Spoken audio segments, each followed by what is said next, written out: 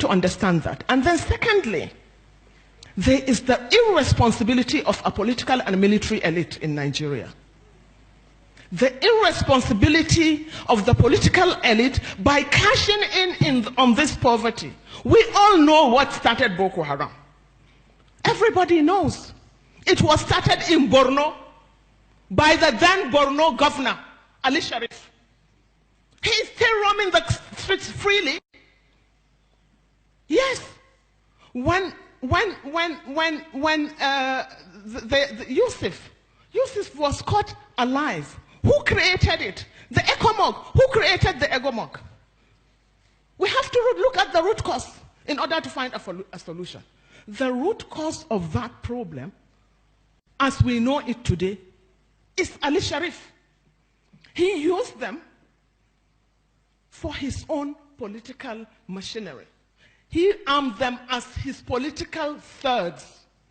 He even made one of them a commissioner. But they became too powerful. And they had no option but to try an elimination, which was not possible, and which we are all paying for. The military came in, and they cashed in. And they have turned the Northeast into a cash cow. Military jumbo budgets, unaccounted for.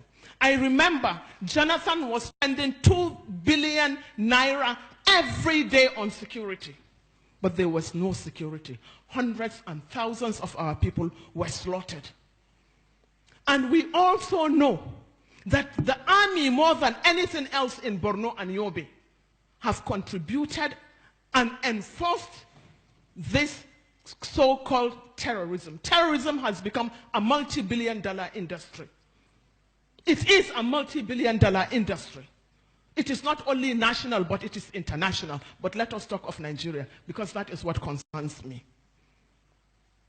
We know, I have been part of a committee that investigated the atrocities of the Boko Haram.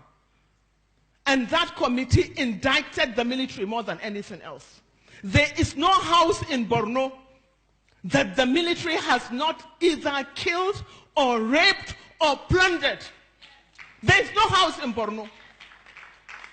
There has been committee after committee set up by the government. And the government has failed to bring these people to book. In fact, this current leadership of the military in Nigeria today are an extension of that one. And this government has failed to even acknowledge the reports of those investigations. We all know today that in this government, papers have been given, investigations have been made into the atrocities and the corruption in the military. We all know today that the Air Force, the papers or the investigation of the Air Force has been made public. That of the Navy has been made public.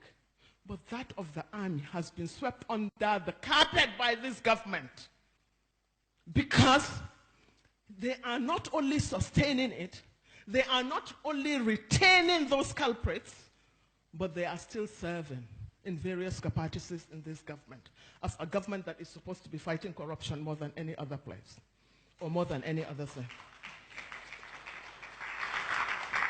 Now, with this, we should also look at the irresponsibility of the political elite. The political elite in this country have done nothing but to cash in on this poverty, on this ill education of the mass majority of Nigerians. They use them, they have used you and turned your psyche into slaves, slaves of religious and ethnic manipulations. No one has ever seen the son of a governor even going out to campaign. No one has ever seen the son or the daughter of the president going out to campaign.